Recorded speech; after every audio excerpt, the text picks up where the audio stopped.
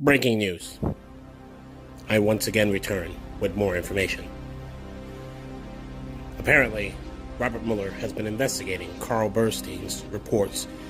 Carl Bernstein, the legendary reporter who worked on Watergate, has reported that Robert Mueller is investigating the 2017 meeting between Paul Manafort and the Ecuadorian president.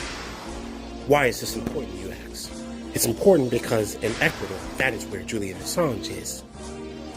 Now, it is alleged that these meetings that took place are of significance when it comes to the WikiLeaks.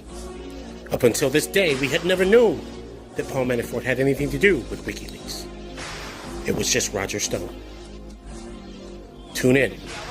Stay close to the TV. There's more coming soon.